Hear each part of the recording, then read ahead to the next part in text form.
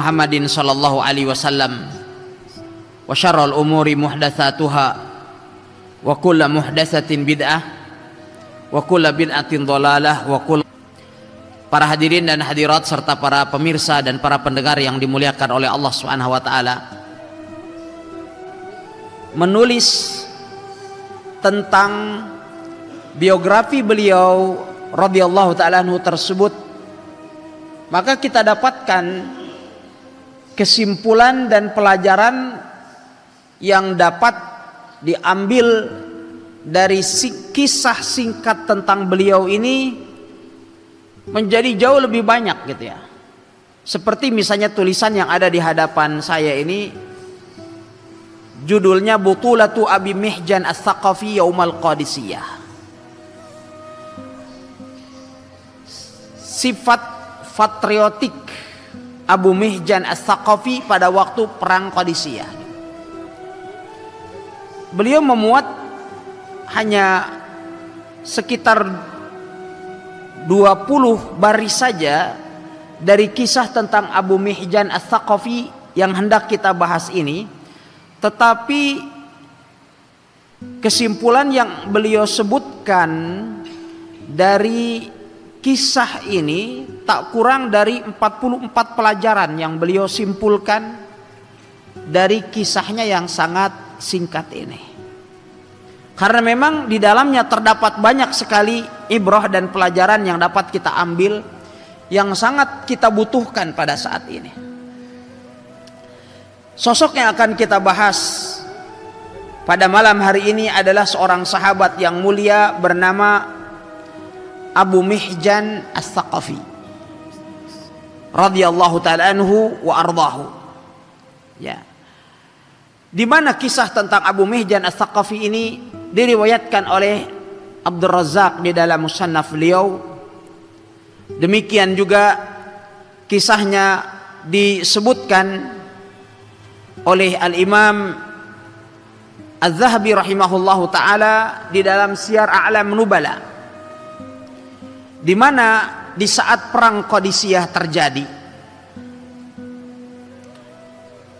Abu Mihjan As-Saqafi beliau melakukan sebuah dosa besar yang sebelumnya beliau pun telah terjerumus ke dalamnya gitu. Karena Abu Mihjan ini seorang sahabat yang sangat pemberani, beliau juga seorang penyair yang sangat ulung, tetapi ada satu kekurangannya. Beliau ini beberapa kali minum khamr gitu. Dosa besar yang tak diragukan lagi ya tentang status hukumnya, sehingga beliau berulang kali dicambuk.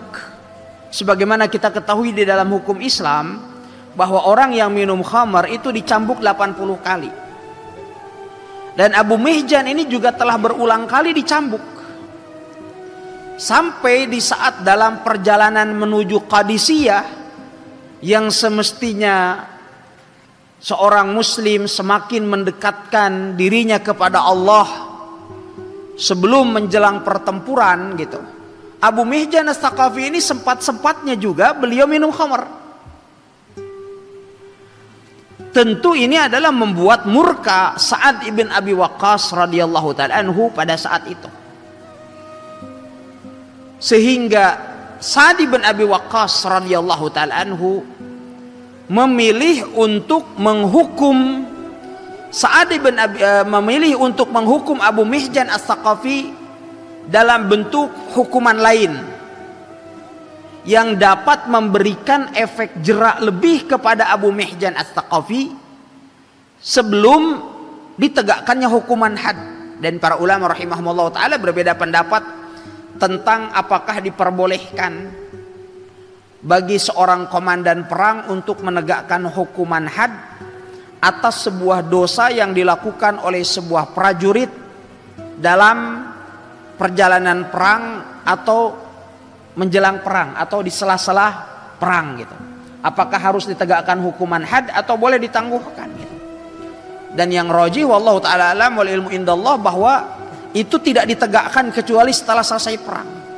Karena kalau hukuman had itu ditegakkan atau kisos ditegakkan sebelum terjadinya perang, mungkin akan dapat mengakibatkan lemahnya pasukan kaum muslimin dan akan membuat orang-orang kafir, musuh-musuh Allah Subhanahu wa taala senang karena hal itu. Nah, Sa'ad bin Abi Waqqas radhiyallahu taala anhu, di saat beliau mendapatkan pelaporan bahwa Abu Mihjan As-Saqafi mabuk dalam perjalanan menuju Qadisiyah, maka saat itu Sa'ad bin Abi Waqqas radhiyallahu taala anhu menghukum terlebih dahulu, mengeluarkan putusan hukum bagi Abu Mihjan As-Saqafi untuk tidak ikut berjuang di jalan Allah. Hukumannya mungkin bagi sebagian orang dipandang bahwa itu sebuah kenikmatan. Tidak ikut berperang itu nikmat apa? Nikmat atau musibah? Mungkin kalau kita dikatakan, oh antum tidak ikut berperang, mungkin kita akan merasa alhamdulillah, ya selamat nih saya. Ya, taruhannya membunuh atau dibunuh loh, perang. Apalagi di zaman dahulu kala, ya persenjataannya masih sangat sederhana gitu. Nah, putusan yang dikeluarkan oleh Sa'ad bin Abi Waqqas bagi Abu Mihjan As-Saqafi, katanya hukuman pertama kamu adalah kamu tidak diikut sertakan berperang di jalan Allah.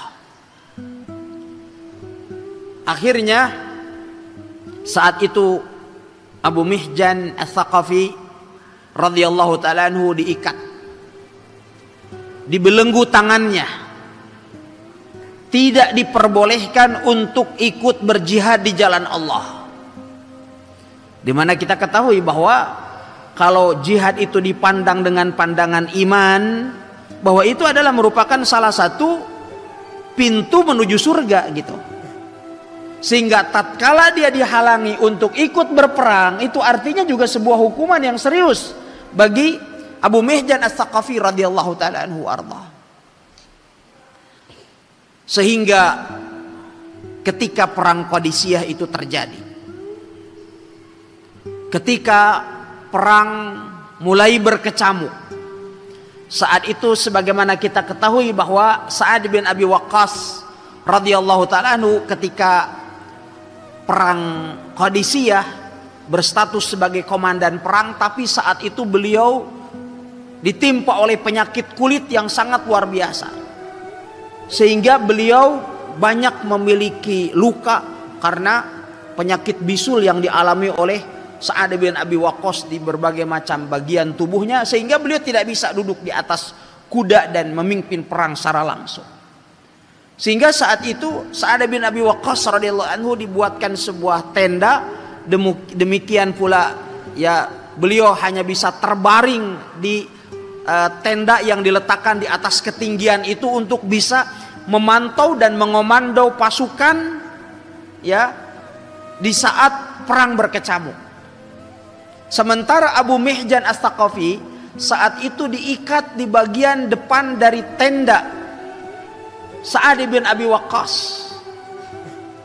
dijaga oleh ya Salma, ya oleh istri dari Sa'ad ibn Abi Waqqas radhiyallahu ta'ala. Sementara itu dia berdampingan dengan seekor kuda yang juga diikat. Tak lain dia adalah kuda milik Sa'ad bin Abi Waqqas, sang komandan pasukan, komandan perang. Ya, kudanya diberi nama Balqa. Ketika perang berkecamuk, kaum muslimin saat itu dalam keadaan terdesak. Pasukan berkuda kaum muslimin juga sudah kalang kabut. Arwah para syuhada berterbangan menuju surga.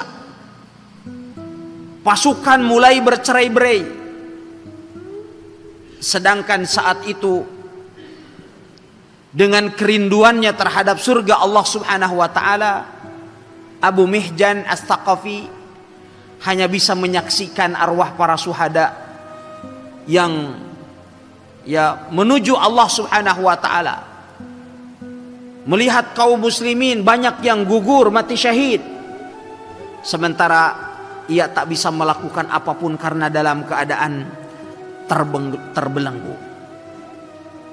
Sehingga saat itu kemudian ya Abu Mihjan As-Saqafi berkata kepada istri dari Sa'ad bin Abi Waqqas radhiyallahu ta'ala anhu.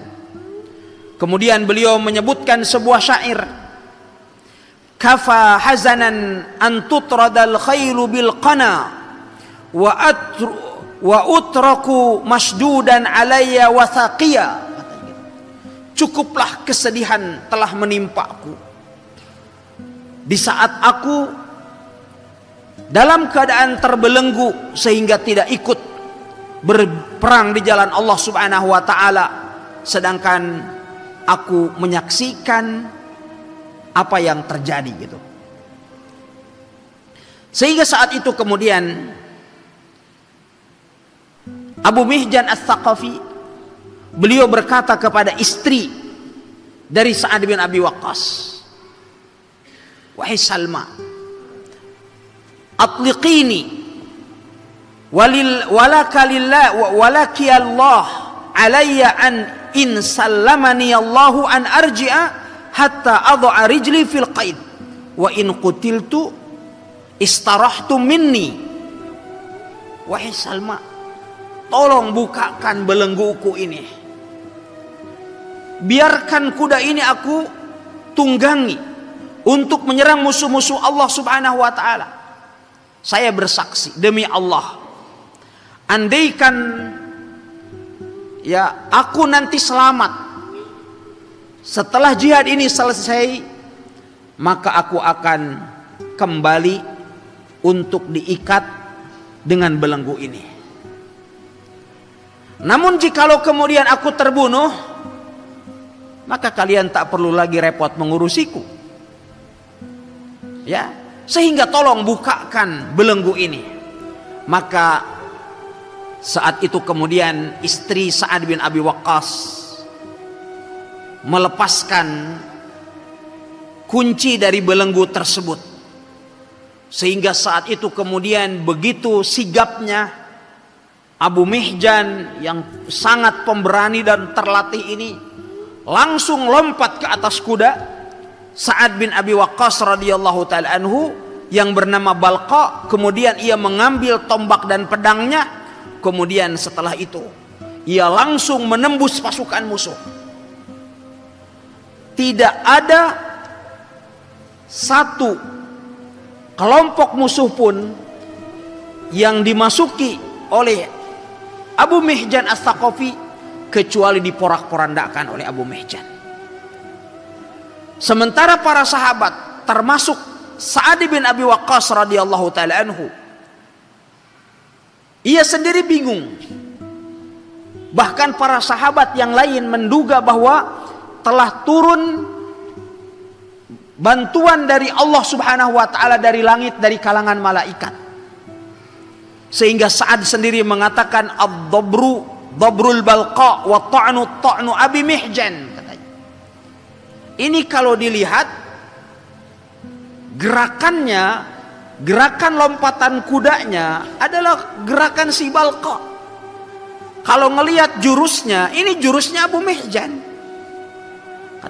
Tapi kan yang diketahui bahwa Abu Mihjan dibelenggu, si Balqa juga tertambat.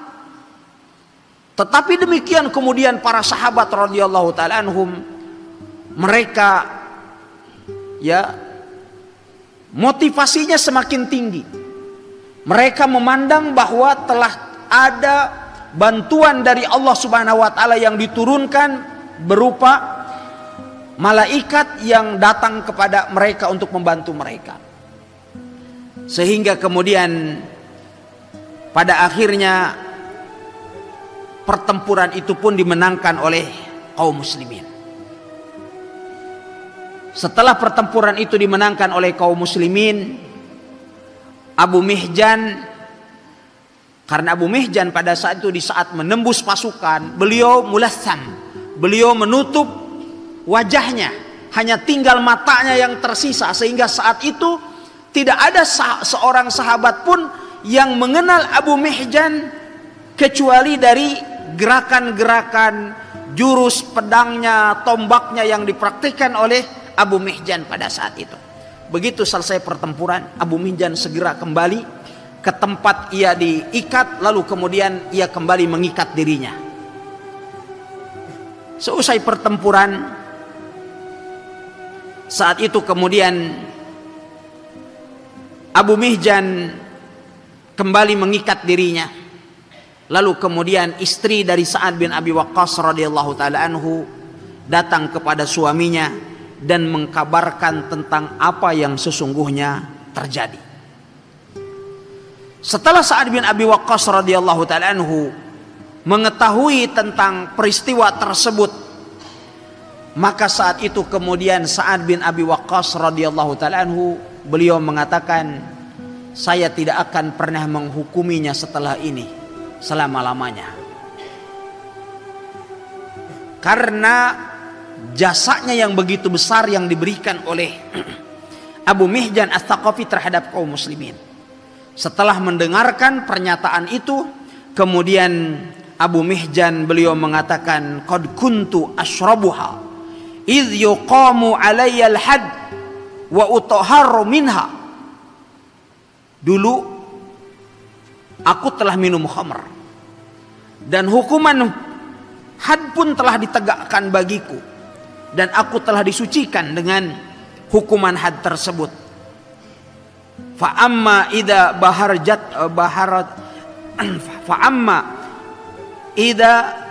baharjatani atau baharjatni fala wallahi la ashrabuha abadan. Adapun setelah aku dilarang atau dihalangi untuk melakukan kebajikan, maka ini merupakan hukuman terberat bagiku, maka aku tidak akan pernah lagi meminumnya selama-lamanya. Bahkan konon di dalam beberapa riwayat, saking kecanduannya Abu Mihjan, ia sempat berwasiat, nanti kalau aku meninggal tolong ya botol minuman itu ya diletakkan di atas kuburan. Yani saking hobinya minum pongasi atau kamekong. Ya. Yaitu tidak andilnya dia di dalam menegakkan agama Allah. Karena sebagian dari kalangan kaum muslimin, begitu dia terjerumus ke dalam satu kesalahan, dia justru terjerumus ke dalam dosa besar, ke dalam kesalahan yang lain, yaitu apa? Tidak adanya upaya dia untuk berpartisipasi di dalam menegakkan agama Allah. Dia katakan, kalau saya orang yang kotor, saya telah terjerumus ke dalam dosa besar, saya menjadi tidak layak untuk turut andil menegakkan agama Allah, saya tidak layak untuk aktif di dunia dakwah. Ini pemahaman yang keliru. Jadi seyogyanya bagi seorang muslim, di saat dia melakukan kesalahan, dia memperbaiki dirinya justru mengikuti keburukan dengan kebaikan, sebagaimana diwasiatkan oleh Nabi Shallallahu Alaihi Wasallam, wa atbi'is sayyi'atal hasanata tamhuha. Ikutilah amal keburukan itu dengan kebaikan, karena amal kebaikan itu dapat menghapuskan amalan keburukan. Dan itu yang dilakukan oleh Abu Mihjan Ats-Tsaqafi. Sehingga apa yang dilakukan oleh Sa'ad bin Abi Waqqas radhiyallahu anhu ketika menggugurkan hukuman had, sebenarnya bukan menggugurkan, karena Sa'ad bin Abi Waqqas memandang bahwa dosanya ini sudah dimaafkan oleh Allah Subhanahu wa taala. Tatkala Sa'ad melihat adanya ketulusan yang sangat luar biasa dari Abu Mihjan, di saat beliau kembali menempatkan dirinya sebagai tawanan gitu ya, atau sebagai terdakwa, dan mengikat kembali dirinya setelah pertempuran. Di samping itu juga karena Sa'ad bin Abi Waqqas melihat kontribusi yang sangat luar biasa dari Abu Mihjan Ats-Tsaqafi dalam perang Qadisiyah, sehingga Sa'ad bin Abi Waqqas radhiyallahu anhu menjatuhkan atau menggugurkan hukuman yang semestinya diterima oleh Abu Mihjan As-Saqafi radhiyallahu taala anhu ardah. Ikhwatal iman yang dimuliakan oleh Allah Subhanahu wa taala, dari kisah ini juga dapat kita simpulkan bagaimana keberanian para sahabat di dalam berjihad di jalan Allah Subhanahu wa taala. Hewakan istri dari Sa'ad bin Abi Waqqas dan bagaimana kesetiaan beliau di dalam memenuhi janji. Istri Sa'ad bin Abi Waqqas juga dapat kita simpulkan dari kisah ini bagaimana beliau adalah seorang wanita yang sangat cerdas, yang sangat bijak. Nah, ini kan nggak ada manfaatnya juga gitu ya bagi kaum muslimin di saat ia dalam posisi terbelenggu, sehingga kemudian istri dari Sa'ad bin Abi Waqqas ini membantu Abu Mihjan As-Saqafi membukakan belenggunya, kemudian diserahkan dalam riwayat yang lain pedang milik Sa'ad bin Abi Waqqas, dan kemudian ia menerobos pasukan musuh. Dan kesimpulan yang lain bahwa para sahabat Nabi Shallallahu Alaihi Wasallam mereka bukan para pendusta, sehingga betul-betul memenuhi janji yang telah dikatakan sebelumnya.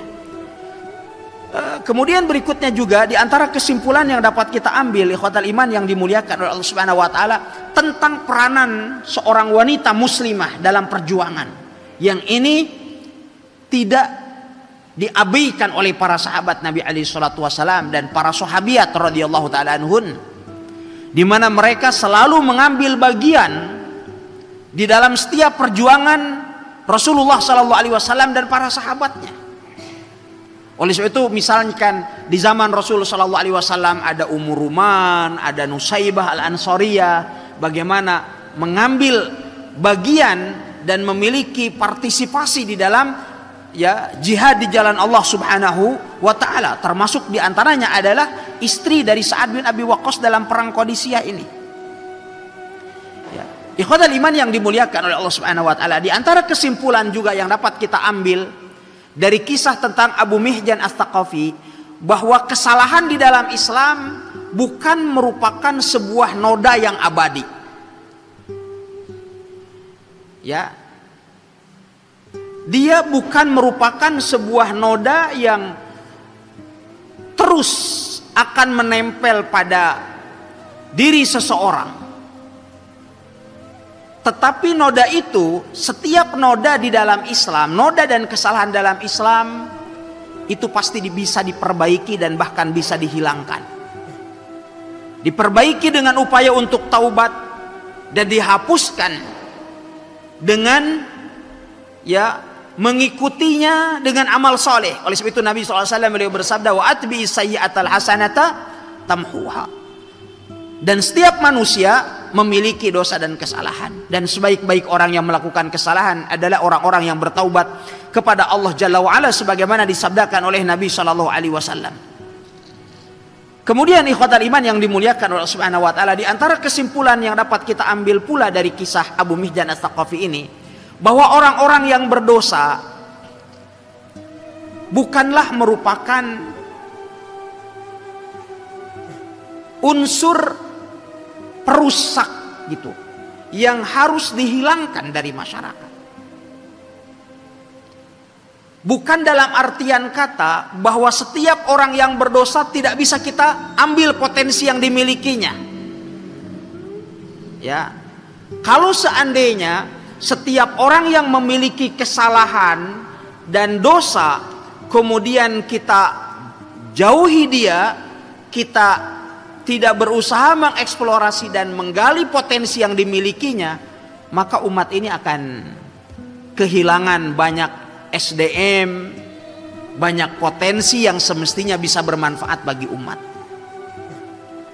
Masing-masing kita memiliki dosa dan kesalahan. Kalau seandainya teman kita itu memiliki kesalahan, tidak berarti kemudian mereka harus kita boikot atau kita jauhi gitu. Seorang muslim dia harus senantiasa berusaha berpikir positif.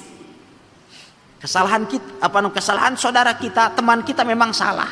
tetapi tetap kita harus berusaha untuk menggali potensi-potensi positif yang bisa bermanfaat bagi umat ini. Dan ini juga pelajaran yang sangat penting dari kisah Abu Mihjan As-Saqafi radhiyallahu taala anhu wa ardhah. Ya. Kemudian berikutnya di antara kesimpulan juga yang dapat kita ambil dari kisah ini tentang bagaimana semestinya seorang muslim menyikapi pelaku kemaksiatan gitu. Ya. Di dalam agama kita ikhwatal iman tidak ada seorang pun yang telah diketahui bahwa dia akan celaka selama-lamanya.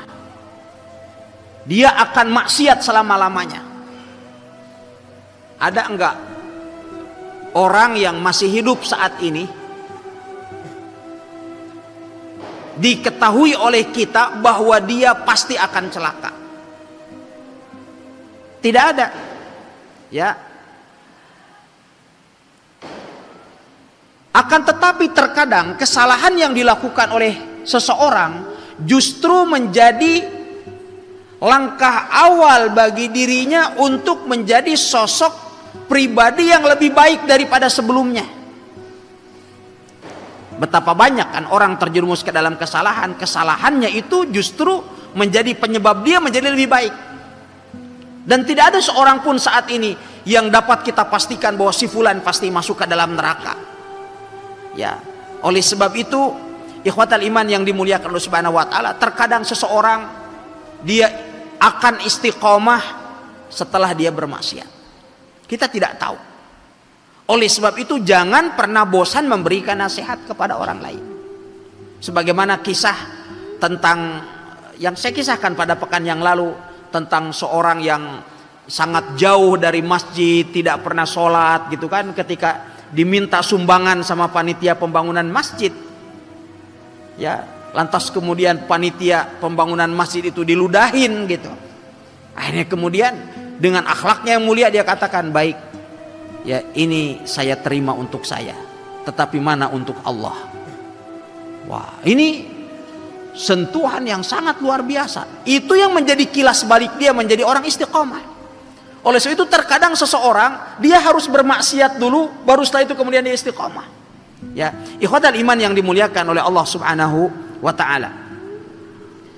Kemudian berikutnya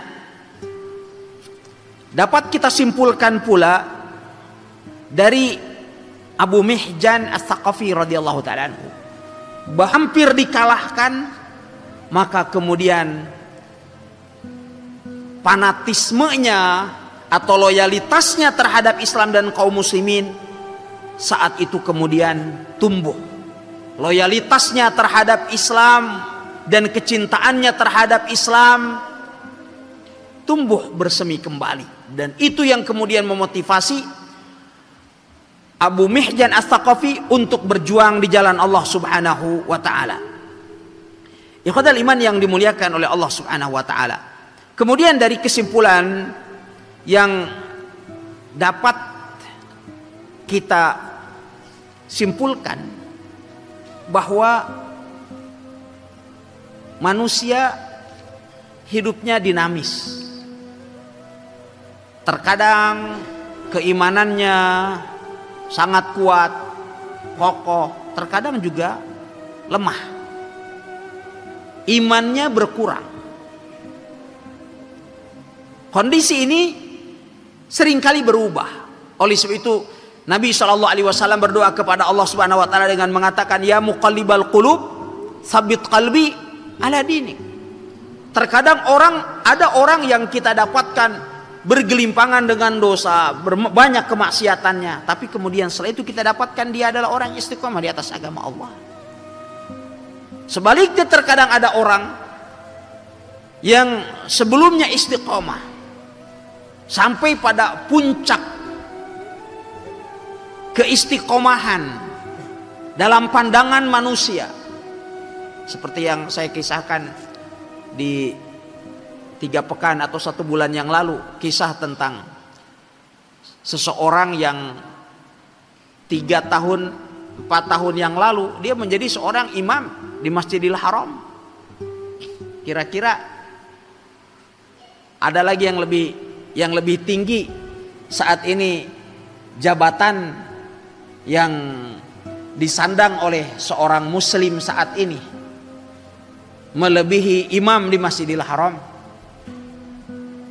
Sehingga pemerintah Saudi Arabia memberikan gaji kepada para imam Masjidil Haram itu hanya dengan cek kosong. Dan cek kosong itu boleh diisi berapapun.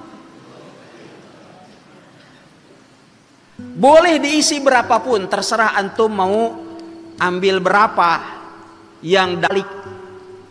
Hati dinamakan dengan kolbun karena selingnya dia berbolak-balik.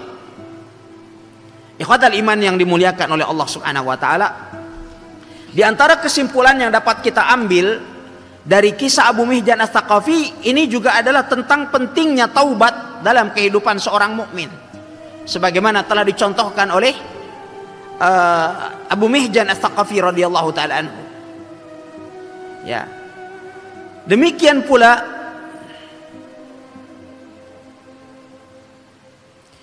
sahabat Abu Mihjan Ats-Tsaqafi sesungguhnya telah memberikan pesan singkat kepada setiap muslim pelaku maksiat bahwa tidak boleh ada seorang pun yang merasa dirinya libur dan boleh berpangku tangan setelah dia terjerumus ke dalam kemaksiatan. Tetapi justru pelaku maksiat semestinya harus dapat mengambil peluang dari setiap amal kebajikan yang tersedia di hadapannya. Ikhwatal iman yang dimuliakan oleh Allah Subhanahu wa taala, dari kesimpulan yang dapat kita ambil dari kisah Abu Mihjan Ats-Tsaqafi juga disebutkan oleh para ulama rahimahullah taala tentang adanya sunnah penamaan kendaraan yang kita miliki. Ya, Rasulullah menamakan kendaraannya. Ya, kendaraan Rasulullah apa saja namanya? Unta beliau siapa namanya? Al-Quswa. Ya, ada himarnya Nabi Shallallahu Alaihi Wasallam yang dihadiahkan oleh Raja Mesir, beliau namakan dengan Ufair. Ya, ini juga menunjukkan bahwa disunahkannya untuk memberikan nama pada kendaraan, termasuk juga kendaraan dari Sa'ad bin Abi Waqqas radhiyallahu taala anhu yang beliau namakan dengan Balqa. Ya, ikhwatal iman yang dimuliakan oleh Allah Subhanahu wa taala. Kemudian di antara kesimpulan yang dapat kita ambil dari kisah tentang Abu Mihjan Ats-Tsaqafi ini, ya,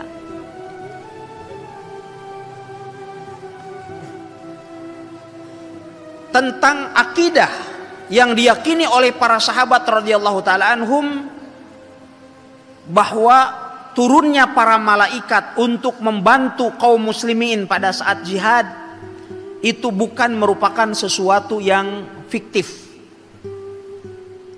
Karena itu telah mereka saksikan langsung pada waktu perang Badar dan pada peperangan yang lain. Ya, sehingga itu pula yang mereka duga tatkala perang Qadisiyah terjadi. Ya, di saat mereka menduga bahwa Abu Mihjan adalah merupakan pertolongan Allah dari langit yang Allah Subhanahu wa taala turunkan untuk membantu para sahabat Nabi alaihi salatu wasallam. Sebagaimana juga dari kisah Abu Mihjan ini, bagaimana kehebatan dari Sa'ad bin Abi Waqqas radhiyallahu taala anhu dalam mengatur dan memimpin pasukan kaum muslimin pada waktu perang Qadisiyah, sehingga pada akhirnya Allah Subhanahu wa taala memberikan kemenangan pada mereka. Demikian ikhwatal iman yang dimuliakan Allah Subhanahu wa taala, di antara beberapa kesimpulan yang dapat kita ambil dari kisah tentang sahabat yang mulia Abu Mihjan Ats-Tsaqafi radhiyallahu taala anhu wa ardhah, wallahu taala alam. Baik, barakallahu fikum, jazakumullah khairan. Dan selanjutnya kita beranjak pada sesi interaktif, dan bagi jamaah dapat bertanya melalui mic yang telah disediakan. Dan bagi para pendengar Radio Mu'adz dan pemirsa Mu'adz TV dimanapun Anda berada, bisa mengirimkan pertanyaannya di nomor 0852 55 500 943. Tab untuk pertanyaan pertama kami persilakan dari jamaah sekalian. Jikalau belum ada, kita bacakan pertanyaan dari via WhatsApp. Bismillah, assalamualaikum Ustaz. Assalamualaikum warahmatullahi wabarakatuh. Afwan Ustaz, ana mau tanya, bagaimana cara agar kita bisa kembali bersemangat dalam beribadah? Syukran Ustaz. Baik, alhamdulillah wassalatu wassalam ala Rasulillah wa ala alihi wa sahbihi wa mawalah. Ya. Bagaimana caranya agar kita kembali bersemangat di dalam beribadah kepada Allah Subhanahu wa taala? Caranya adalah memperkuat tauhid. Memperkuat tauhid kita dan kembali mengingat bahwa tujuan utama penciptaan manusia adalah untuk beribadah dan mentauhidkan Allah Subhanahu wa taala. Wa ma khalaqtul jinna wal insa illa liya'budun. Kemudian berikutnya juga, agar kita bersemangat di dalam beribadah kepada Allah Azza wa Jalla adalah dengan cara mencari komunitas orang-orang yang rajin beribadah kepada Allah, sehingga tatkala ada seseorang yang telah membunuh 99 bahkan 100 jiwa yang diharamkan oleh Allah Subhanahu wa taala, sebagaimana dikisahkan oleh Nabi sallallahu alaihi wasallam di saat dia mendatangi seorang alim, maka sang alim tadi memberikan arahan agar dia pergi ke sebuah kampung yang dihuni oleh orang-orang soleh, maka beribadahlah engkau bersama dengan mereka. Karena kebersamaan kita dengan orang-orang yang soleh akan memberikan motivasi yang sangat kuat di dalam beribadah kepada Allah Azza wa Jalla. Bukankah kondisinya dapat kita saksikan di saat kita melaksanakan saum sendirian, di saat kita melaksanakan saum Senin dan Kamis atau saum pada Ayyamul Bid, sedangkan orang-orang di sekitar kita tidak melaksanakan saum, betapa beratnya perjuangan pada saat itu di saat kita melakukan saum. Dan itu sangat berbeda dengan jika kita sekalian berada di bulan suci Ramadan. Kita dapatkan melaksanakan saum, kita lakukan dengan begitu ringan. Kenapa? Karena orang-orang di sekitar kita semuanya melaksanakan saum. Berbeda saatnya atau halnya ketika kita misalnya sedang membaca Al-Quran sendirian, dengan jika orang-orang di sekitar kita semuanya membaca Al-Quran. Ya, ini menunjukkan bahwasannya as-suhbah as-salihah atau al-bi'ah as-salihah, lingkungan yang saleh, lingkungan yang kondusif untuk beribadah kepada Allah Subhanahu wa taala, dapat memotivasi kita sekalian untuk beribadah kepada Allah. Wallahu taala alam. Baik, barakallahu fikum Ustaz, dan kami persilakan kepada jamaah yang sana duluan. Baik.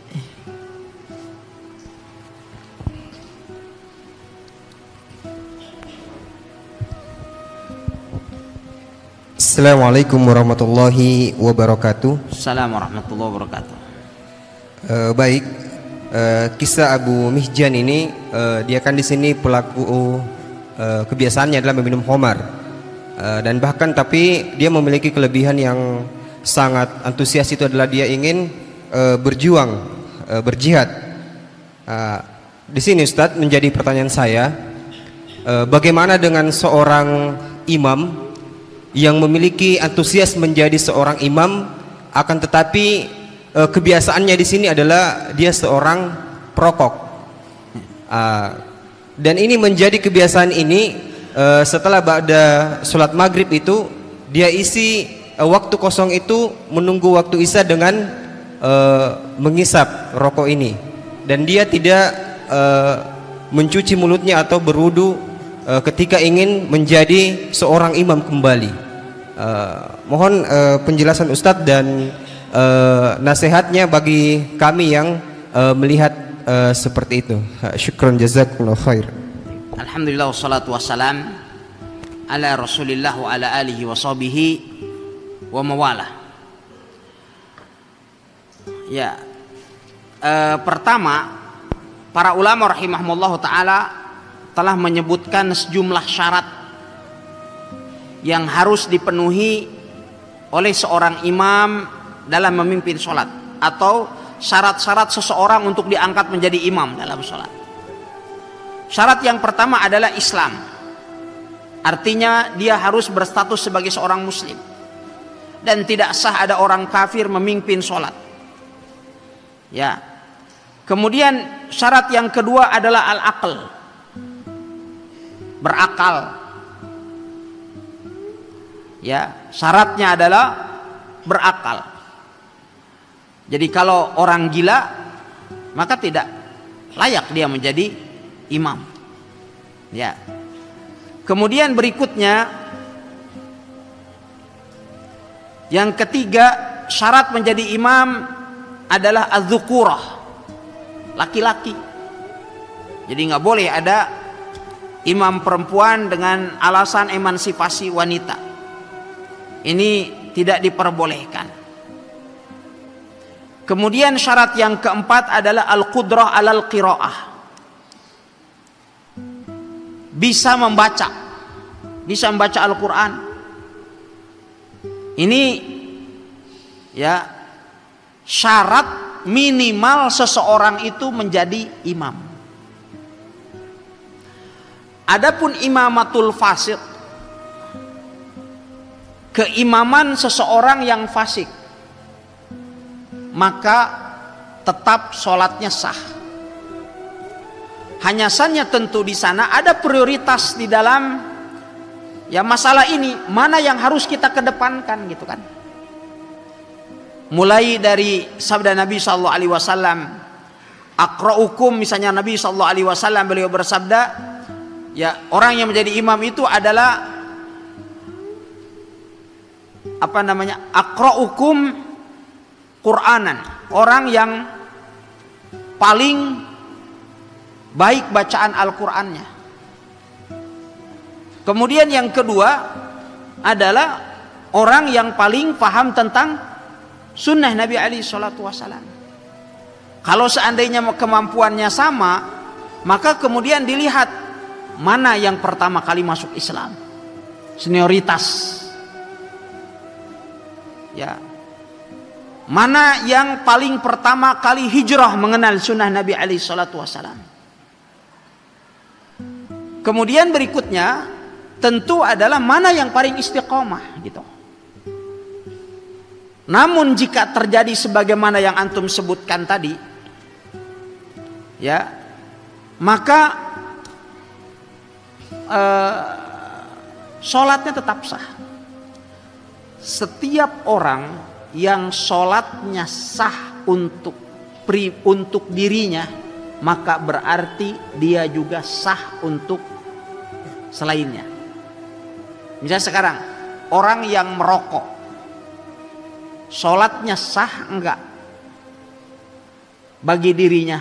Perokok tentu tidak merokok pada saat sholat maksudnya. Ya, sah enggak bagi dirinya? Sah, maka dia menjadi sah. Orang yang isbal di luar sholat, sah enggak sholatnya? Sah.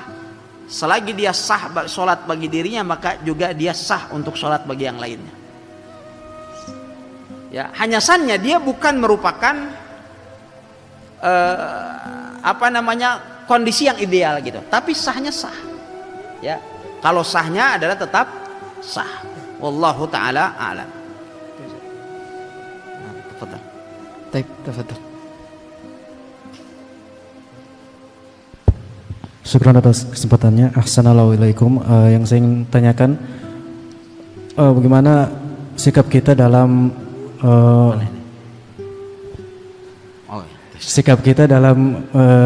pelaku maksiat dengan pelaku kebid'ahan yang terang-terangan, Ustaz.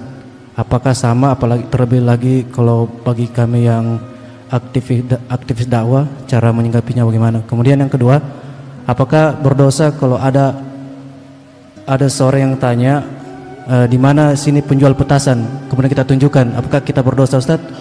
Atau kasus kedua, di mana apa? Ada seseorang tanya kepada kita di mana penjual petasan, kemudian kita tunjukkan saja, cuma tunjukkan saja Ustaz, apakah kita berdosa? Atau ada juga ajakan begini, malam tahun baru tidak usah kita keluar, kita sama-sama saya di sini bakar-bakar ikan, apakah itu merayakan juga Ustaz? Kalau Malam tahun baru tidak usah kita keluar, kita di sini saja sama-sama di kompleks bakar-bakar ikan, apakah itu hukumnya merayakan juga Ustaz?